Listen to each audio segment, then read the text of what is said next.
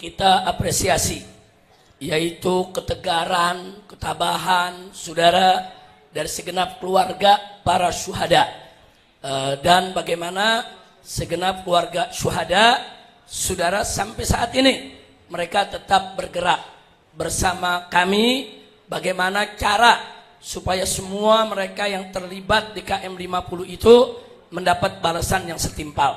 Tapi saya mau informasikan dulu, setelah kejadian KM 50 itu sekitar 1 minggu, saudara, hampir 2 minggu kemudian, salah satu eksekutor itu mati kecelakaan di jalan tol.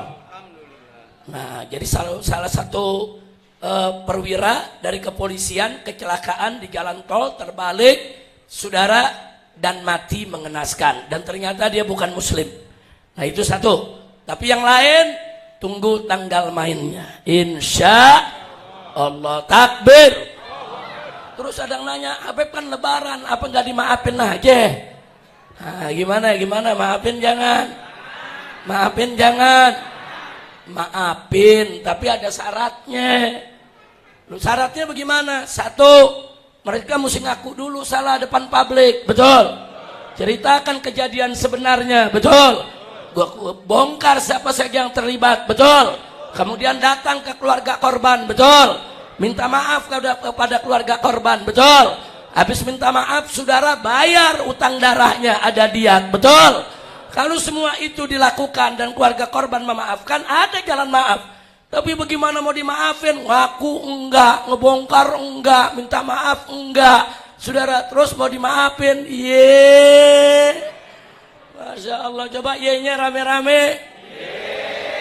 Rame-rame. Takbir. Saya mau tanya nih semua nih yang ada di sini, saudara, kira-kira kalau di jalanan kita ketemu salah satu pembantai KM 50, biarin atau habisin? Biarin apa habisin? Nah, makanya dari sekarang kumpulin fotonya, karena ada fotonya, saudara. Ada sekian orang, apa pangkatnya, siapa namanya, di mana alamatnya, lengkap. Nanti kita sebarluaskan lagi, saudara. Pokoknya ketemu di mana? Ketemu di mana aja, apain? Apain? Apalagi jawara, golok di pinggang. Nah, udah lama tuh golok nggak belah kepala. Selama ini cuma belah kelapa aja kan. Nah, kapan lagi kalau ada pembantai KM 50, saudara, halal. Sebagaimana tadi dikatakan oleh Ustadz Syuhada, saudara, utang darah bayar, utang nyawa bayar, takbir. Nah, jadi bukan nggak ada maaf, ada maaf, ada. Tapi ada syaratnya, betul? Nah, kira-kira jelas tidak?